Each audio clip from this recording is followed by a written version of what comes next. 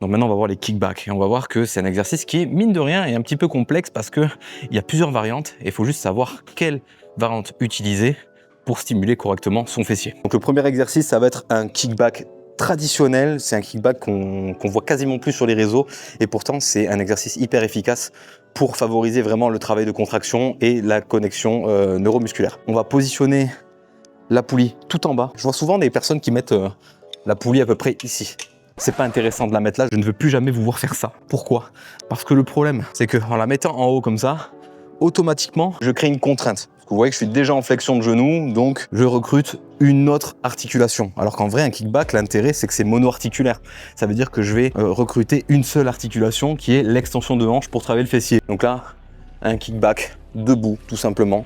Vous allez être surprise parce qu'en fait, on pense souvent qu'il faut faire une grande extension de hanche, donc il faut vraiment envoyer la jambe très très loin vers l'arrière. Mais ce que vous ne savez pas, c'est que une extension de hanche, pour quelqu'un de normal, c'est du 0 à 5% d'extension de hanche. C'est ridiculement faible. Je sais même pas si ça se dit, mais c'est une amplitude qui est vraiment très très faible. Allez, si on prend l'exemple de ballerines, oui, elles vont pouvoir monter jusqu'à du 10 à 15% parce qu'elles sont très souples.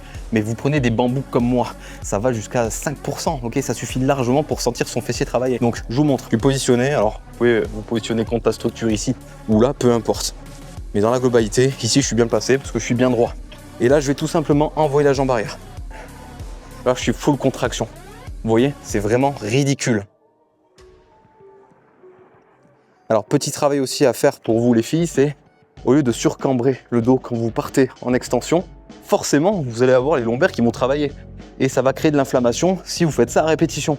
Pour éviter d'inflammer justement cette zone-là, on crée une petite rétroversion du bassin pour réaligner tout ça. Et ça suffit amplement, pas besoin d'aller chercher plus loin. Si je veux aller plus loin, il va falloir que, vous voyez, j'aille chercher mon buste vers l'avant, que je cherche à cambrer pour aller amener plus loin le câble.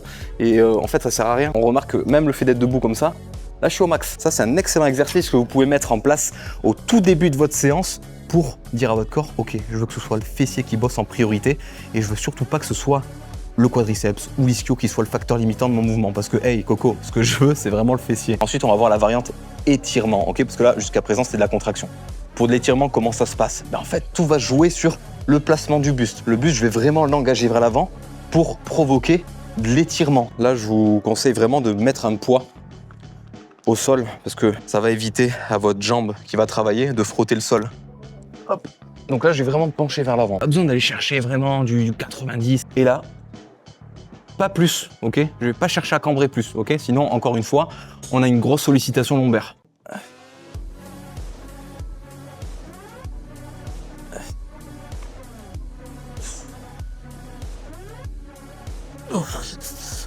Donc sur les réseaux, on voit beaucoup cette variante où les influenceuses vont tout simplement placer la jambe d'appui vers l'avant pour croiser et ensuite elles vont réaliser leur extension comme ça pour travailler le moyen fessier.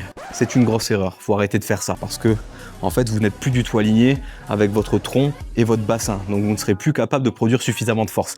Je rappelle juste que le kickback à la base c'est un mouvement d'extension de hanche, donc autant se concentrer sur cette fonction primaire. D'ailleurs je vais vous présenter un autre kickback qui lui est une version vraiment adaptée pour travailler le moyen fessier.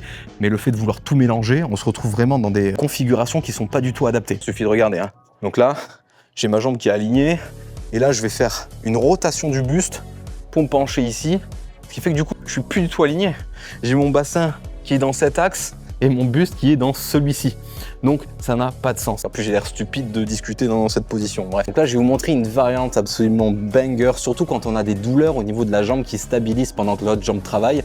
Donc, tout simplement, je vous présente le banc qu'on va juste disposer de cette manière. Je vais décaler un petit peu le banc de l'axe de la poulie pour avoir de l'espace pour que ma jambe soit vraiment dans l'axe du câble. Donc la jambe qui stabilise, pour le coup, elle n'existe plus, parce que c'est le banc qui la remplace. Et là, je peux juste me concentrer sur l'extension de hanche. Ah oui, et si vous touchez quand même le sol avec votre jambe qui travaille, même sur le banc, je vous recommande d'utiliser un petit support comme ça, vous positionnez sur le banc, ce qui fait qu'automatiquement, vous allez gagner en hauteur, et non forcément, la jambe qui travaille ne touchera plus le sol. On a vu toutes les variantes de kickback, maintenant on va voir celle qui va permettre vraiment de développer le moyen fessier. Donc là, tout ce qu'on va chercher à faire, c'est uniquement de l'abduction. Donc on n'a pas de mix entre une extension de hanche et une abduction. Donc tout simplement, je vais mettre en position latérale, ok? Donc j'ai le câble qui vient d'ici et je vais chercher à faire une abduction dans ce sens. Donc j'utilise ma main pour me stabiliser comme d'habitude. Là je vais chercher du coup de l'amplitude, je vais chercher à étirer le moyen fessier et ensuite tout simplement je vais chercher à ouvrir la hanche sur le côté. Ok. Bon, on a vu toutes les variantes des kickbacks, on a vu le kickback traditionnel pour vraiment travailler que de la contraction, on a vu le kickback à forte tension d'étirement, on a vu la version aussi sur le banc pour éviter d'avoir des douleurs au niveau de la jambe qui va stabiliser, mais aussi au niveau de la région lombaire. Et ensuite, on a vu la variante kickback pour travailler l'abduction de hanche.